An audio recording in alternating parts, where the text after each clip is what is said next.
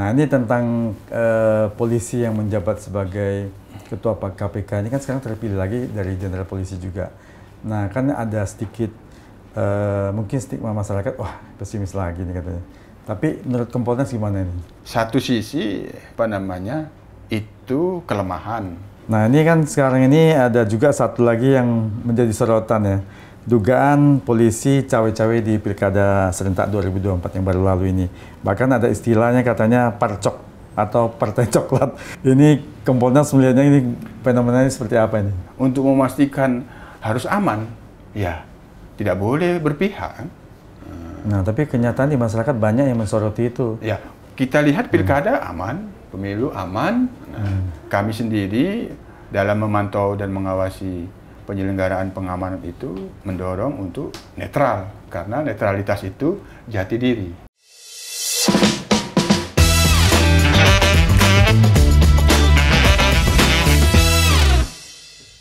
Selamat datang di SR On, edisi ringan discussion bersama saya Edi Wijaya.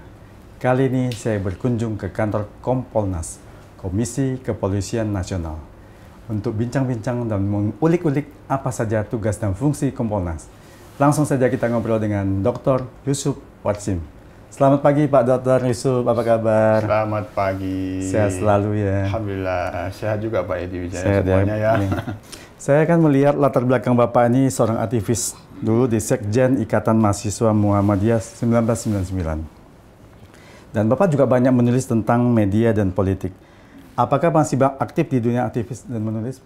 Kalau sekarang ini saya kegiatan untuk yang mahasiswa itu masih saya, sekarang ini sebagai Sekjen Forum Komunikasi Alumni IMM atau Vokal IMM. Ya, jadi dulu waktu Sekjen IMM ini sekarang terpilih sebagai Sekjen Vokal. Vokal itu Forum Komunikasi Alumni. Nah, kalau menulis ya sekarang ini lebih banyak jurnal karena untuk ya untuk keahlian kita di akademisi ya, kalau di akademisi nulis jurnal, karena keahlian saya itu sekarang di bidang hukum tata negara, jadi lebih banyak di sana kalau tulisan-tulisan jurnalnya kaitannya dengan lembaga-lembaga negara. Sekarang fokusnya lagi pada saat S3 kemarin ngambil disertasi meneliti tentang yang ini lagi santer sebenarnya kemarin tuh soal etika. Kinerja kepolisian. Ya, etika. Jadi saya meneliti tentang kedudukan peradilan etika di Indonesia dalam sistem ketatanegaraan itu kan sudah banyak ini. Ada kalau di Polri ada Komisi Kode Etik. Nah, kalau politik pemilu ada Dewan Kehormatan Penyelenggara Pemilu. Masih kaitan dengan politik. Cuman kan hukum tata negara itu kan bahasa lainnya kan hukum politik. Nah, ini kan Kompolnas ini yang periode baru saja dilantik Presiden Prabowo pada 5 November lalu ini. Dan Dr. Yusuf kan sebagai salah satu anggota Kompolnas kita yang dipimpin oleh Pak Budi Gunawan sebagai ketuanya. Nah, ini kira-kira kelihatan kan sudah mulai tancap gas nih karena banyak kasus-kasus di kepolisian yang oleh oknum-oknum yang perlu dievaluasi ini. Menurut Dr. Yusuf gimana nih? Ya kalau belakangan ini mungkin lagi musim ya, banyak kasus ya yang menerpa yang kasus itu kaitannya dengan penyimpangan ya, penyimpangan oknum anggota Polri, mungkin lagi musimnya ini. Banyak sekali. Ya, lagi musimnya pas kebetulan ini periode awal kan, periode awal Kompolnas 2024-2028. Nah, saya sendiri kan salah satu-satunya incumbent yang periode 2020-2024. Kami dulu bersama Pak Beni Mamoto. Nah, saya terpilih kembali untuk periode yang baru ini 2024-2028. Ketuanya Pak Budi Gunawan. Kalau yang lalu kan Pak Mahfud MD. Terus berganti Pak Hadi Cahyanto, yang sekarang Pak Budi Gunawan. Nah, ini jadi kita ada 5 isu kalau untuk periode baru ini. Pertama, pelembagaan tata kelola sebagai pengawas. Pengawasnya eksternal Polri. Tata kelolanya diperbaiki lagi agar kita efektif dan profesional menjalankan fungsi sebagai pengawas eksternal Polri. Ada soal isu meningkatnya kepuasan masyarakat terhadap layanan penanganan saran dan keluhan atau pengaduan masyarakat terhadap Polri. Nah, baru ada isu ketiga, peningkatan kapasitas dalam penanganan pengaduan, kaitannya dengan pengembangan SDM, sama modernisasi sistem penerimaan layanannya berbasis teknologi, itu kita modernisasi. Nah, yang ketiga kaitannya dengan pengawasan kita kan kepada anggota sebenarnya, anggota dan pejabat Polri terhadap kaitannya dengan integritas mereka, kinerja mereka. Jadi kita isu pada periode ini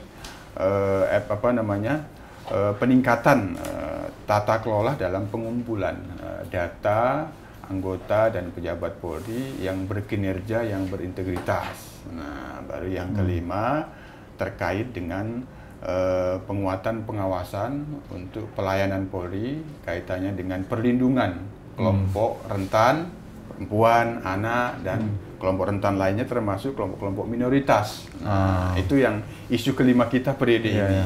Nah, tentang isu kemarin yang oknum polisi menembak siswa SMK di Semarang, kira-kira gimana itu? Sama, di Semarang itu, agak sedikit beda ya.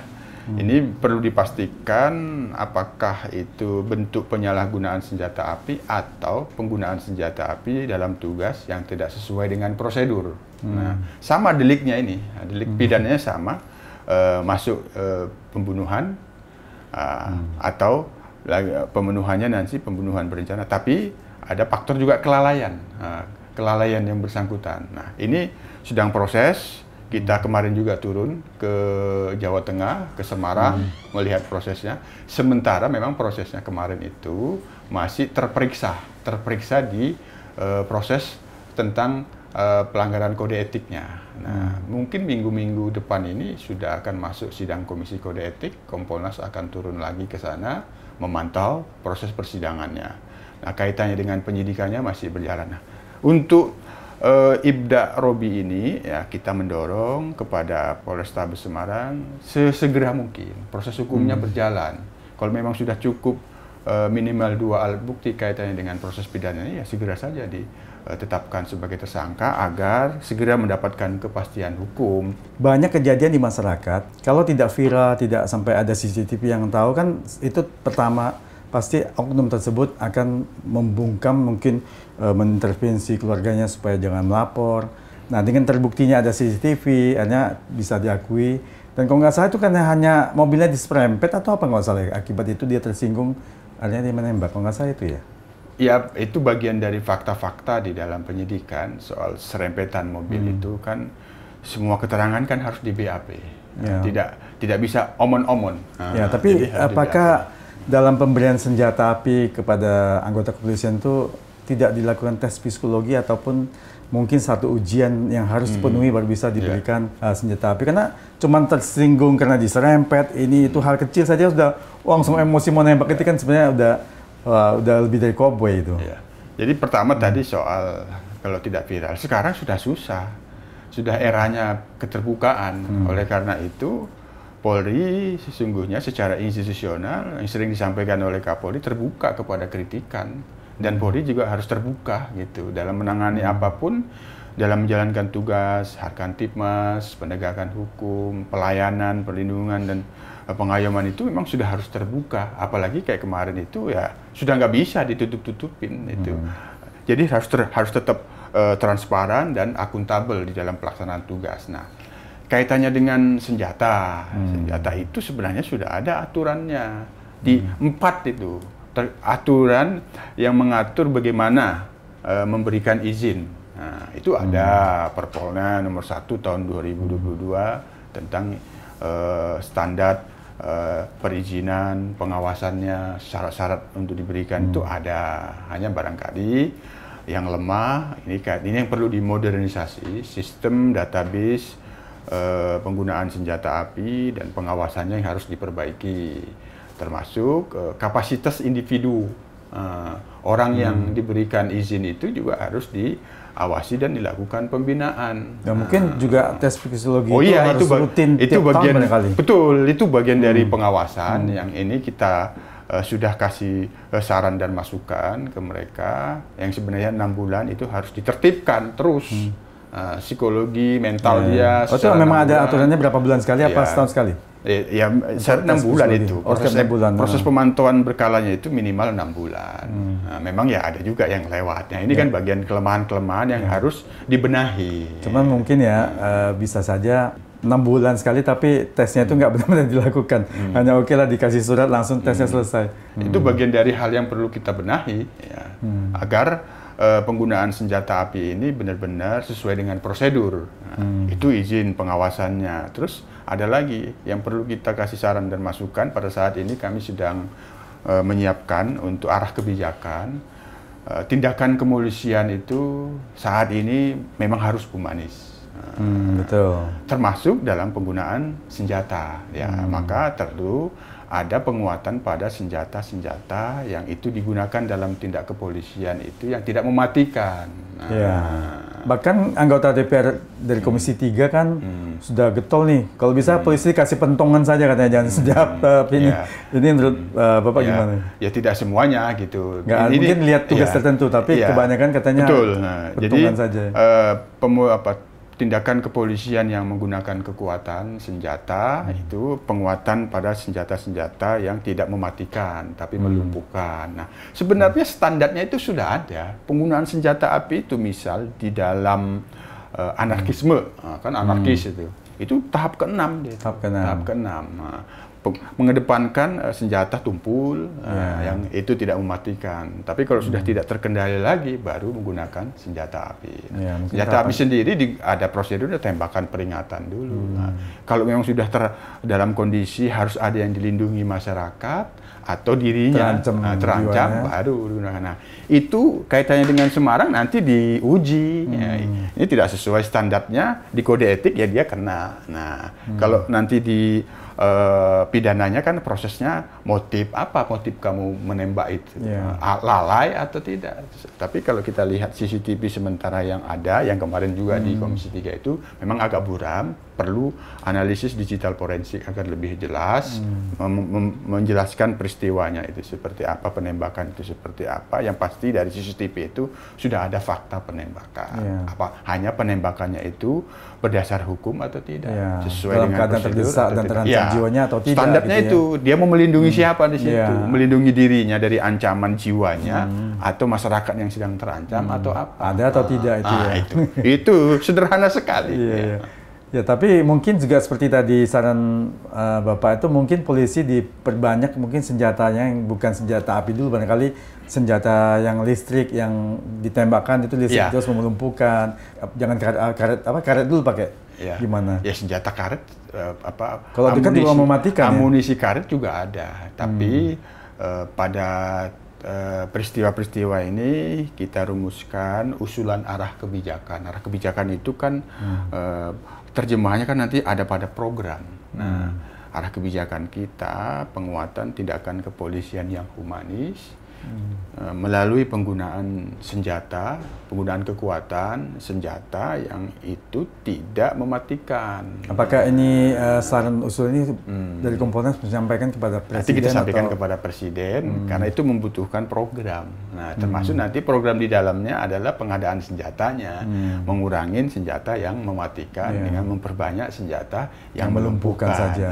Kalau senjata api yang mematikan mungkin dipakai di tempat-tempat tertentu. Jadi itu bagian bentuk evaluasi.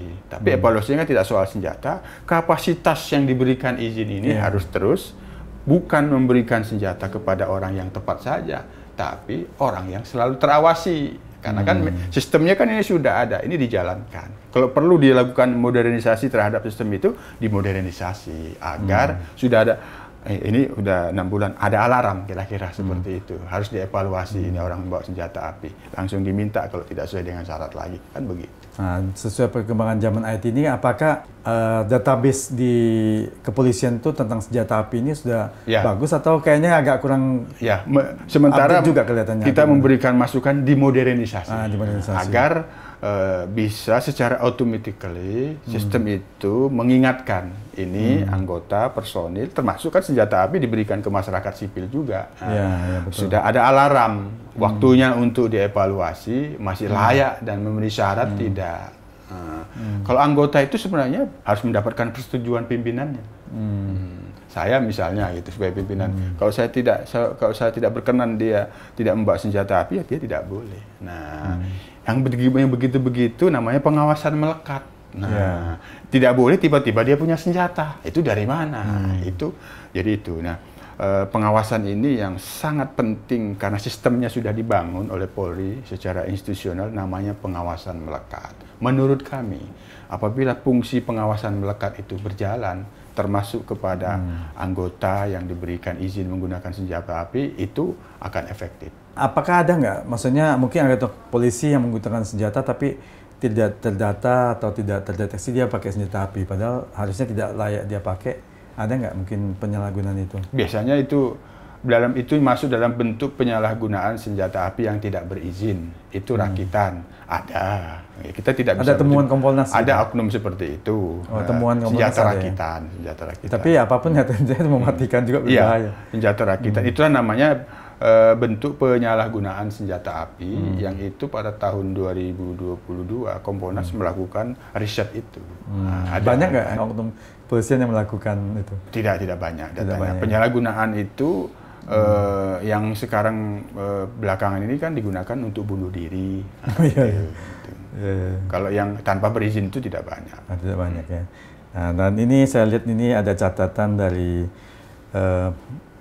Kontras ya, mencatat periode Juli 2023 hingga Juni 2024 sekitar 1 tahun terdapat 645 kasus kekerasan yang diduga melibatkan anggota polisi. Nah, sebanyak 460 kasus diantaranya berkaitan dengan penembakan. Nah, berdasarkan data ini, bukannya ini sudah darurat nih, Pak? Kira-kira menurut Bapak gimana nih? Karena banyak banget dalam 1 tahun aja. Ya, nanti kita dalami lagi data kan itu diduga kan, data dugaan kontras itu kita dalami lagi, itu kita dalami lagi hanya terkait dengan Polri ini darurat atau tidak kan, karena kewenangannya Polri itu diberikan kewenangan menggunakan kekuatan itu salah satunya adalah menggunakan senjata. Tidak semua anggota polisi itu diberikan senjata. Karena fungsi dan tugasnya dia diberikan senjata, izin, tapi itu ada syarat-syaratnya. Nah, itu ada syarat-syaratnya. Jadi, kalau kekerasan yang digunakan akibat penyalahgunaan senjata api ada, tapi tentu data yang dimaksud oleh Kontras ini masih perlu kami dalami. Untuk bisa melihat benar-benar sesuai dengan faktanya atau tidak. Itu. Apakah dari Kompolnas ada mengundang orang Kontras? Oke, mana data Anda sehingga Anda bisa menyebutkan 640 kasus dan 460-nya diantaranya menggunakan senjata api misalnya? Ada nggak mungkin diundang supaya mana datanya? Ya, bisa kita tidak lanjuti itu, nanti kita minta data dari Kontras karena itu menarik. Untuk kita dalami sama-sama, kita lihat fakta-faktanya seperti apa. Itu kan bagian dari hal-hal yang dikeluhkan oleh masyarakat, yang data Kontras ini kan, itu penting kita tindak lanjuti untuk kita mintakan nanti agar clear sebenarnya fakta-faktanya seperti apa, sehingga ini menjadi masukan Kompolnas untuk Polri nantinya. Apakah dari pihak Kompolnas ada juga ngawasin ataupun mengecek kasus yang tentang Ketua KPK sebelumnya yang kasusnya masih sekarang masih gantung di Polda Metro Jaya ini? Oh iya. Karena ini menjadi sorotan masyarakat juga. Kompolnas gimana menanggapi ini? Oh iya, ini kasusnya kan ini tanggal 6 Desember ya. Pas genap 1 tahun. 1 tahun. Untuk Pak Firly dipanggil. Ya kalau kasusnya sudah 1 tahun. 1 tahun. Itu di Polda Metro Jaya disidik dengan asistensi supervisi Bareskrim. Nah, kemarin hari Kamis minggu lalu, tidak salah, ada juga pemanggilan kepada tersangka. Tapi beliau lagi ada alasan berhalangan tidak hadir. Keterangannya diberikan secara jelas, itu artinya ketidakhadirannya dengan keterangan kan. Nah, itu kita pantau terus, kita monitor. Yang sekarang ini yang penting itu penyidik kami pantau memang terus bekerja, terus melakukan penyidikan, sementara ada petunjuk-petunjuk jaksa dalam berkas yang harus dipenuhi, Itu yang kita dorong, itu yang kita tuntut. Segera dipenuhi agar kepastian hukumnya segera diberikan. Nah, di dalam aturan main, itu namanya ada Mahkum Jakpol. Itu forum Mahkamah Agung, Kementerian Hukum dan HAM dulu, polisi, jaksa, menyepakati beberapa hal-hal yang perlu mendapatkan perhatian kaitannya dengan jaksa dan polisi. Ada aturannya di situ disepakati. Apabila berkas perkara itu bolak-balik sampai 3 kali, itu dalam kategori tidak layak. Ini yang kita hindarin.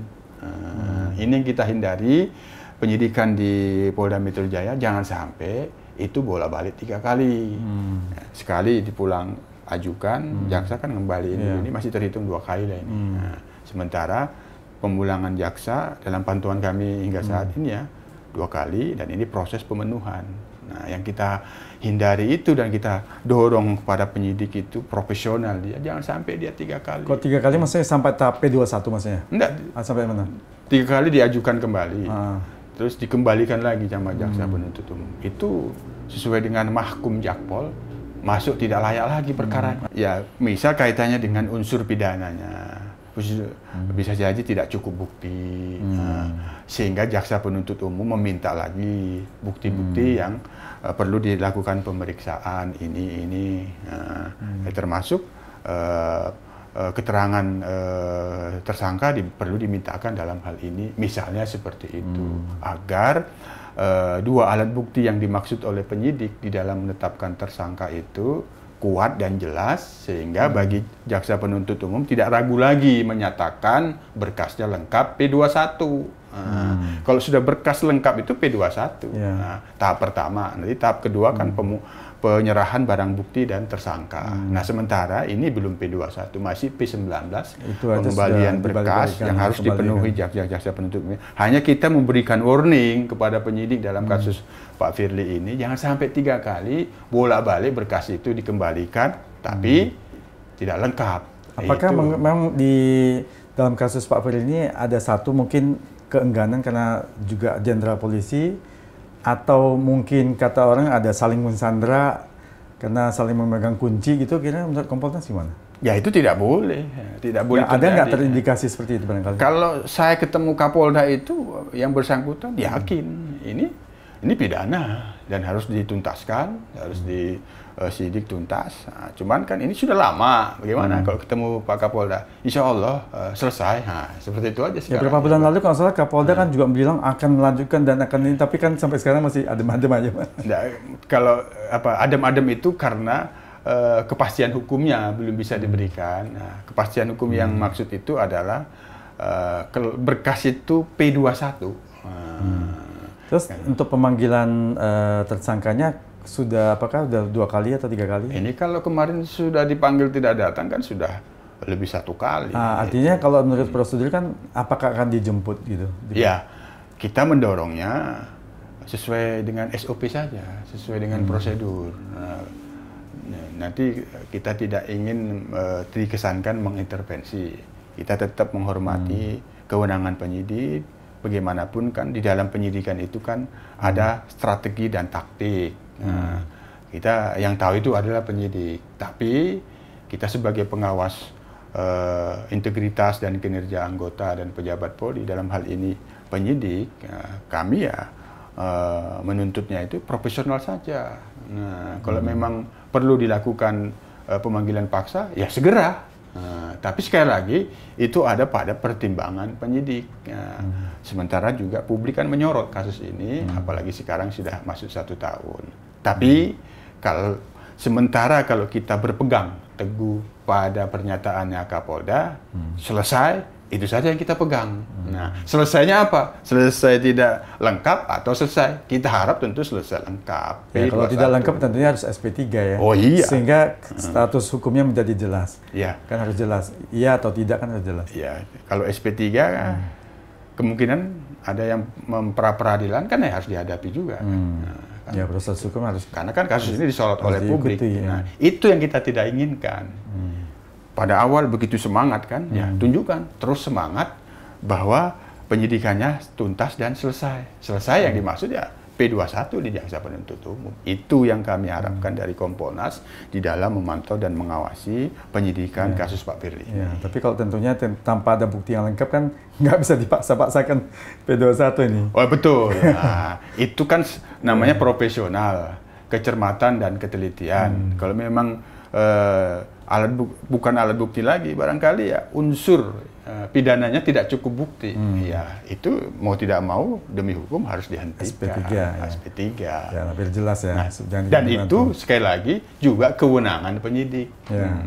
Nah, ini tentang polisi yang menjabat sebagai ketua KPK ini kan sekarang terpilih lagi dari jenderal polisi juga. Nah, kan ada sedikit mungkin stigma masyarakat, wah pesimis lagi nih katanya. Tapi menurut Kompolnas gimana nih? Satu sisi itu kelemahan karena kalau berkaca dari yang kemarin ini ada masalah hukum yang sedang ditangani. Oleh karena ini kasus Pak Firly ini ya segera tuntas supaya tidak menjadi stigma yang baru. Kebetulan ketua KPK-nya dari berlatar belakang Polri. Itu juga. Kasus Pak Firly ini harus tuntas karena itu. Kalau nanti pada akhirnya ternyata tidak lengkap, tidak cukup bukti, ya berarti kan ini dihentikan. Ini menjadi tantangan kepada ketua KPK baru, di mana menjadi ketua KPK menjalankan tugas dan fungsi pemberantasan korupsi ya harus benar-benar menunjukkan profesionalisme dan integritas yang sangat tinggi agar tidak ada lagi dihadapkan pada masalah seperti yang dialami oleh sebelumnya. Ya, tentunya masyarakat juga harus paham bahwasanya tidak semua, berarti dari korps polisi semuanya sifatnya sama. Ya, kita harus percaya bahwasanya ketua KPK baru ini bisa bekerja lebih maksimal dan kita tunggu nanti hasilnya bisa bekerja lebih baik. Sementara kalau kita pantau berdasarkan track recordnya, kita punya optimisme bahwa yang bersangkutan integritas. Tapi tidak selesai di situ, harus ada pengawasan, ada dewas. Seberapa pengawasan itu kuat menentukan mereka menyimpang atau tidak. Ya, dan juga kinerja nanti hasil apa yang mereka akan capai itu. Betul. Ya, yang penting masyarakat harus paham dulu, jangan disamaratakan. Memang tidak boleh disamaratakan, bukan jangan tidak boleh menyamakan.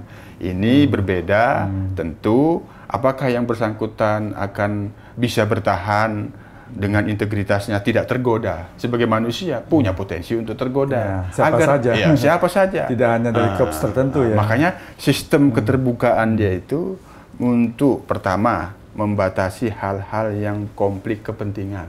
Ketemu orang yang mengandung konflik kepentingan itu harus dihindarin. Karena itu bisa berpotensi tergoda. Dan memang aturan KPK juga nggak bisa bertemu dengan orang sembarangan. Ya nggak usah ketemu dengan menteri maupun urusannya, kan begitu. Karena berpotensi menimbulkan konflik kepentingan. Nah, misalnya itu. Yang kedua, pengawasan. Nah, dewas. Nah, ini kan sekarang ini ada juga satu lagi yang menjadi sorotan ya. Dugaan polisi cawe-cawe di Pilkada serentak 2024 yang baru lalu ini. Bahkan ada istilahnya katanya parcok atau partai coklat. Ini Kompolnas melihatnya ini fenomenanya seperti apa ini? Kompolnas di dalam penyelenggaraan pemilu 2024, Pilkada sebelumnya tahun 2020 karena periode kami yang sebelumnya, termasuk Pilkada 2024 ini, kami melakukan pengawasan, pemantauan dalam operasi pengamanan pemilu, operasi pengamanan pilkada. Kalau pemilu itu komandonya dari Mabes, nah kalau pilkada ini berbeda, dikendalikan masing-masing Polda. Bagaimana pengamanannya, strateginya sesuai dengan dinamika dan eskalasi politik pilkada di masing-masing, sesuai dengan isu yang ada di sana. Nah, tentu yang kami awasi itu ya pasti yang pertama aman dulu. Jadi pemilunya, jadi pilkadanya, jangan sampai ada yang sabotase. Nah, maka dia harus aman. Nah, untuk memastikan harus aman, ya tidak boleh berpihak.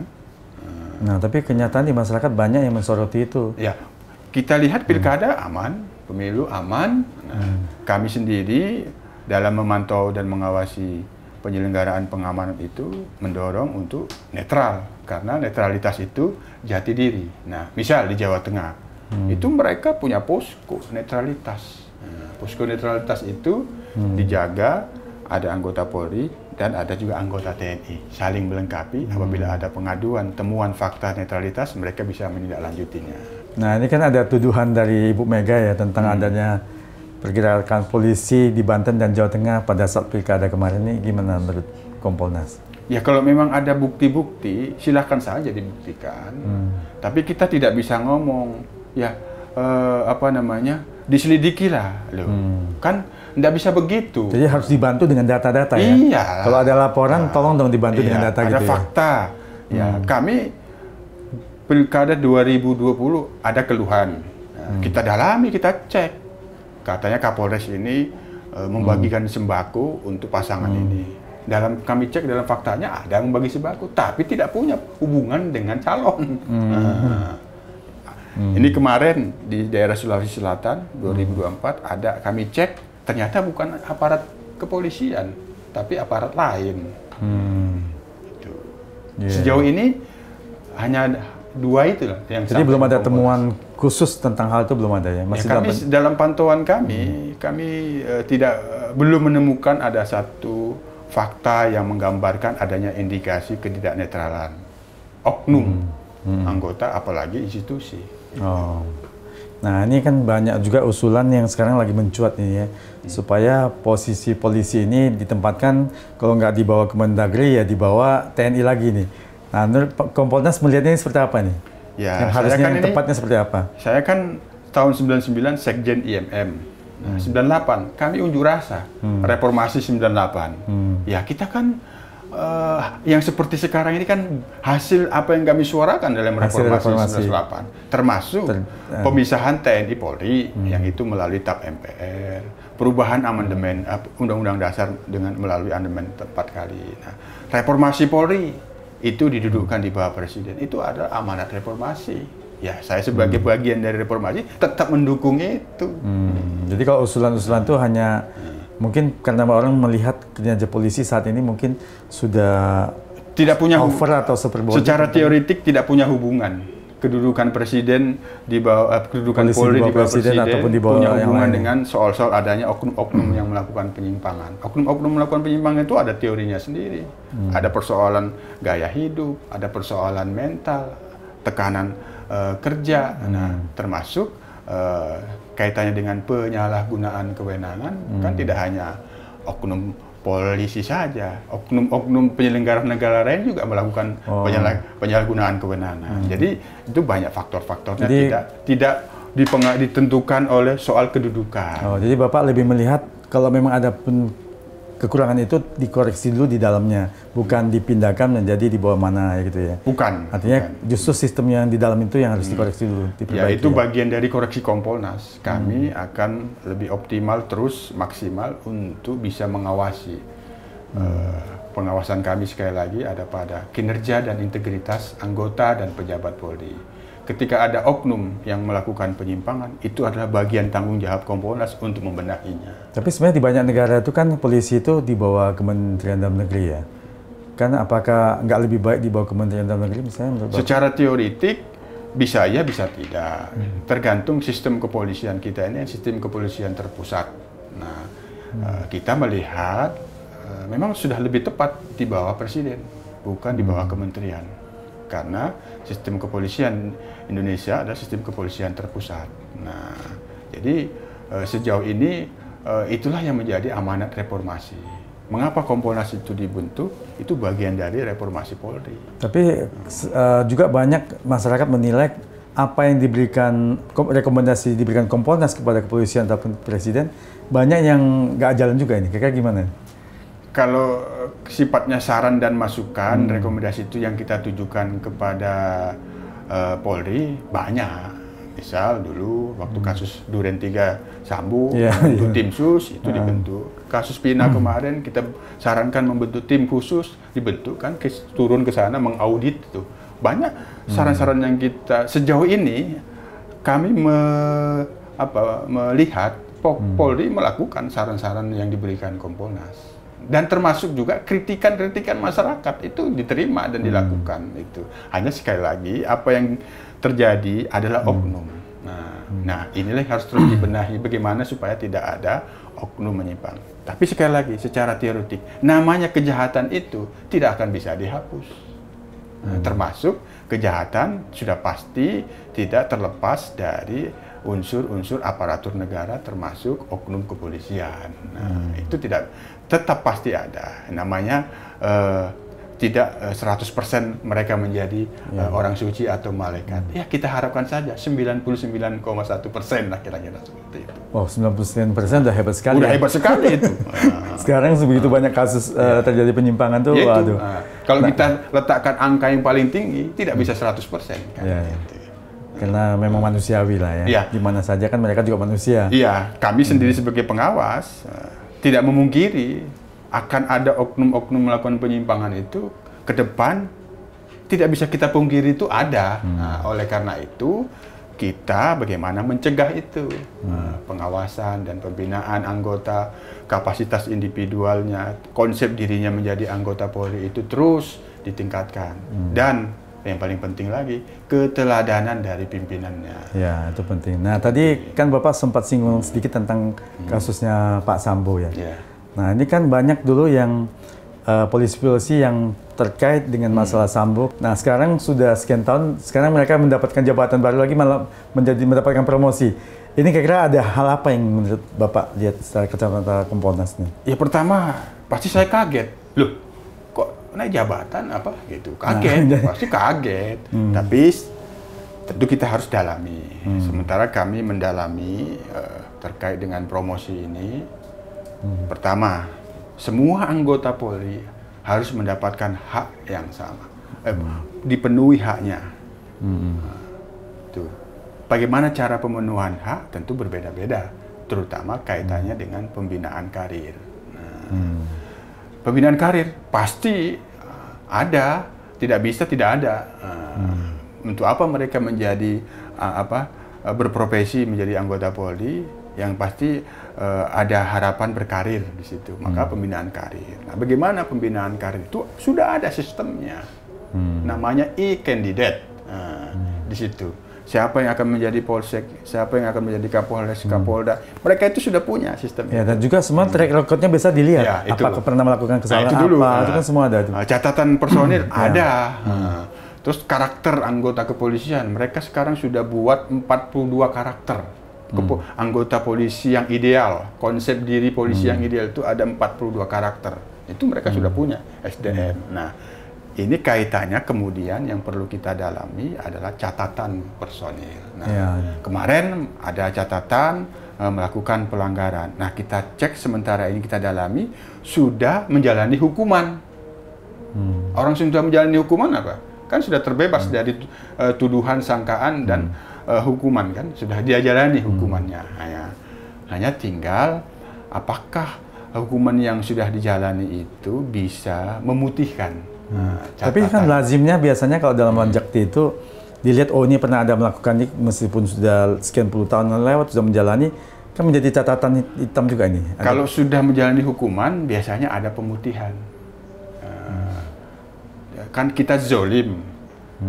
Terpidana selamanya dia sebagai penjahat.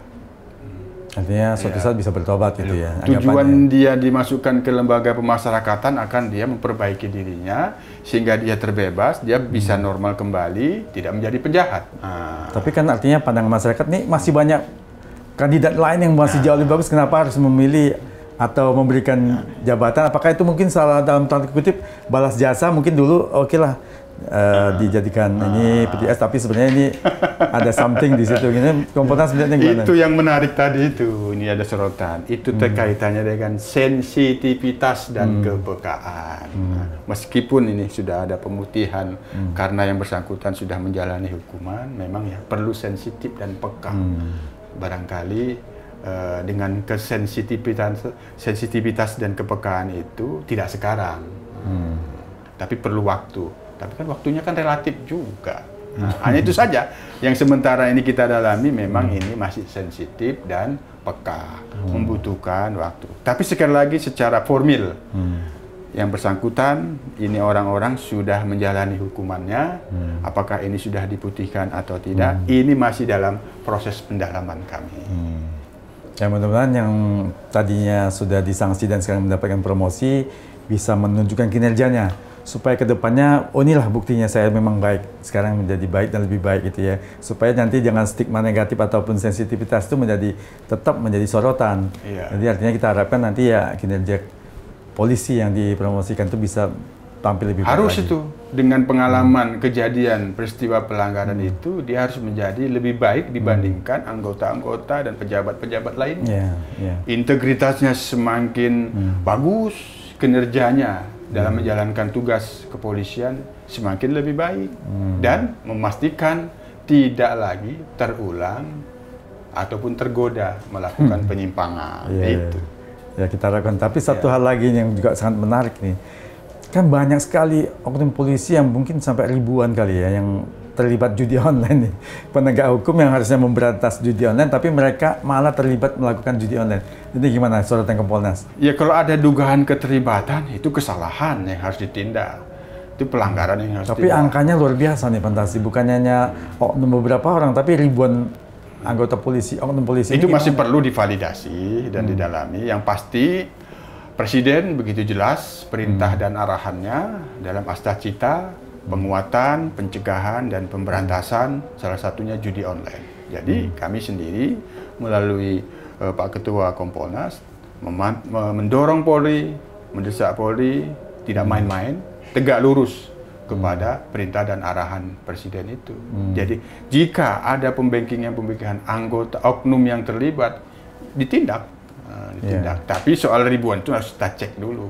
Apakah ini data yang ribuan judi online ini kan tentunya dari institusi yang berwenang juga, kalau nggak salah dari PPATK. Jadi artinya ini harusnya sudah tidak akan salah gitu datanya. Agar benar-benar based on data yang valid, nanti kami kita klarifikasi dulu ke Bariskrim, karena dalam pantauan kami Bariskrim sangat serius bekerja sesuai dengan arahan Presiden memberantas judi online. Apakah memang ada informasi dari PPATK terkait dengan ribuan itu tadi, dugaan ribuan itu. Itu kalau sudah dugaan ribuan ya berarti ya wajar saja kalau kita mengatakan darurat, tapi itu kita harus validasi dulu. Ya juga memang bukan hanya ribuannya darurat, tapi efeknya itu sampai kan sesama anggota polisi yang suami istrinya kan istrinya membakar suaminya gara-gara judi online juga itu luar biasa efeknya itu. Ya itu kan oknum. Yang menarik itu kan soal informasi adanya informasi transaksi keuangan yang itu diduga melibatkan oknum anggota kepolisian sampai ribuan seperti itu. Jadi ya itu akan luar biasa itu nanti dampaknya. Makanya ini harus kita klarifikasi, kita dalami apakah benar demikian. Tapi terlihatnya sepertinya judi online agak sulit diberantas, kenapa ya? Kompolnas melihatnya sepertinya ada masalah apa ini? Kalau judi online itu sudah menjadi perhatian serius dari pemerintah sebelumnya, kan ada Satgas Pemberantasan Judi Online. Polri sendiri di Satgas itu bidangnya penegakan hukum. Nah, Polri kan hanya bertugas menegakkan hukum. Judi online itu beroperasinya bagaimana sistemnya? Kan melalui internet. Kewenangan Kominfo. Internet ini siapa? Kominfo. Menkominfo yang kemarin kena tindakan kan. Ya, malah staf menterinya malah terlibat lagi juga. Oleh karena itulah pentingnya Satgas Judi Online itu agar semua instansi bersinergi dalam sebuah Satgas memberantas. Mana yang punya kewenangan memblokir situsnya, kerjakan. Apabila di situ ada penyimpangan, ya ditindak. Nah, tugas kepolisian adalah menegakkan hukumnya. Apabila ada oknum yang membacking itu, ya tetap harus ditindak, tidak boleh dilindungi. Itu aja. Ya, tapi artinya kan sudah sangat tercoreng ya. Kalau sampai itu terjadi di dalam institusinya, harusnya melindungi dan memberantas, malah itu di situ terjadi kong kali kong. Ya, itu sekali lagi kan perbuatan oknum pasti itu menurunkan kredibilitas dan reputasi organisasi atau institusi, itu sudah pasti. Oleh karena itu ke depan kan dipastikan pengawasan kepada anggota dalam hal judi online itu apabila ada, itu tidak main-main. Ketika Presiden memberikan perintah dan arahan itu, maka secara otomatis, secara internal harus bersih-bersih. Ya, kita harapkan realnya seperti itu. Tapi kan memang dalam proses di lapangan harus butuh lagi ya pengawasan yang lebih mendalam barangkali ya. Nah ini karena kita batasan waktu ini, dari Bapak kira apa lagi tugas dari Kompolnas yang kedepannya yang dikedepankan agar kinerja kepolisian bisa lebih baik? Kami sih kaitannya dengan soal reformasi. Reformasi struktural instrumen itu sudah selesai. Soal kedudukan Polri itu sudah selesai, sudah tepat gitu. Kita tidak bisa lagi mundur ke belakang. Yang terus kita kawal dan kita akselerasi adalah reformasi kultur. Nah, dulu awal reformasi perubahan dari militeristik menjadi civilian. Sekarang masih ada dugaan-dugaan melakukan kekerasan dengan menggunakan senjata. Nah ini terus harus dirubah kultur ini. Maka kami mendesak untuk penguatan tindakan kepolisian yang humanis. Represif pasti di dalam penindakan, dalam sebuah penegakan hukum sudah pasti tidak terhindar represif. Penegak hukum diberikan senjata itu sudah represif, meskipun senjata tumpul itu sudah represif, itu tongkat itu sudah represif itu. Itu tidak mungkin tidak menjadi hanya sesuai dengan prosedur atau tidak. Kapan harus digunakan? Ya itu. Nah sekarang kultur bagaimana melindungi, mengayomi, dan kami kedepankan pelayanan. Mengayomi ini. Itu yang di 4 tahun periode yang akan datang kami akan fokus memperkuat fungsi pelayanan Polri yang ada di Polres dan Polsek. Organisasi Polri itu kita perkuat piramida. Nah yang di bawah ini yang harus kita perkuat. Polsek, Polres menjalankan benar-benar fungsi pelayanan. Jangan ada lagi anggota-anggota yang bermain-main dengan judi online dan narkoba. Itu arahan Presiden jelas itu. Betul. Satu lagi ini Bapak singgung narkoba ini menjadi satu perhatian juga nih. Kan juga banyak oknum polisi yang terlibat narkoba. Malah barang bukti itu dijadikan dijual lagi untuk dikonsumsi masyarakat. Ini gimana nih? Ya, kalau kita belajar dari beberapa negara, kepolisian negara-negara juga tidak terhindar adanya keterlibatan oknum di dalam penyalahgunaan sama peredaran. Nah itu di beberapa negara seperti itu. Oleh karena itu ya kita tidak bisa memungkiri, kemarin juga ada kan jenderal itu. Jadi itu terus kita kita awasi. Karena itu sudah arahan Presiden, kami harus tegak lurus kepada Presiden karena kita bertanggung jawab kepada Presiden. Soal pemberantasan judi online dan narkoba itu Kompolnas tegak lurus kepada Presiden. Ya, mudah-mudahan kita harapkan kepolisian Republik Indonesia bisa kedepannya lebih humanis ya, dan juga bisa bekerja secara profesional untuk mengayomi masyarakat ya, menertibkan keamanan dan juga menegakkan keadilan. Betul. Menegakkan hukum. Ya, betul, itulah fungsi kami sebagai pengawas, memastikan Polri itu profesional, bukan karena atasan, bukan karena ada kekuatan politik apapun di dalam tugasnya. Dia profesional, mandiri, tidak bergantung dengan unsur-unsur lain pada dirinya, karena dia sudah diberikan kewenangan yang besar. Maka bergantunglah pada hukum di dalam menjalankan kewenangan itu. Nah, kalau sudah bergantung kepada yang bukan unsur-unsur hukum, siap-siap pasti dia akan ditindak. Karena apa? Karena dia melanggar dan menyimpang. Satu lagi pertanyaan, apa saran Bapak terhadap generasi muda kita supaya bisa tercipta Indonesia Emas 2045? Pertama, itu cita-cita kita menjadi negara maju. Tentu tidak mudah. Negara maju sudah pasti kita sangat ditentukan bagaimana sumber daya manusia kita. Betul. Sumber daya manusia yang berkualitas, sumber daya manusia yang memiliki daya saing tinggi secara internasional. Yang punya skill Oleh karena itu, ini menjadi tantangan generasi muda, generasi Z sekarang. Gen Z sekarang ini tentu kapasitas, kualitas diri, menjadi sumber daya manusia yang berkualitas, yang memiliki daya saing itu yang harus diwujudkan. Itu agar cita-cita Indonesia Emas 2045 itu Indonesia maju benar-benar terwujud. Satu lagi mungkin karakter juga harus baik. Ya, itu yang kedua. Kaitannya dengan kapasitas itu adalah karakter. Karakter, maka ini menjadi fokus negara untuk karakter building. Penting sekali, gitu. Karakter ini menjadi sangat penting, kekuatan yang bisa menjadikan kita benar-benar berhasil tidak menjadi negara maju. Karakter untuk menjadi negara majunya ada tidak? Makanya harus siap semua ini, semua unsur harus siap ya. Kita harapkan seperti itu. Terima kasih Dr. Yusuf atas waktu dan tempatnya.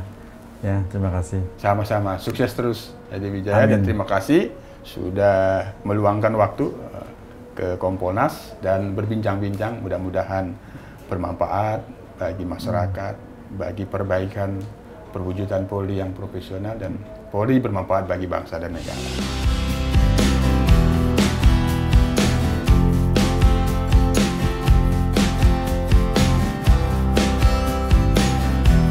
Sobat setia SRON, itulah tadi obrolan saya dengan Dr. Yusuf Warsim, anggota Kompolnas periode 2024-2028. Semoga polisi kedepannya bisa lebih humanis, profesional, dan bisa lebih dicintai rakyat. Nantikan obrolan berikutnya yang tetap menarik bersama narasumber yang wow dan amazing hanya di SRON, Edi Sharing Discussion, podcast yang kreatif, inovatif, dan informatif.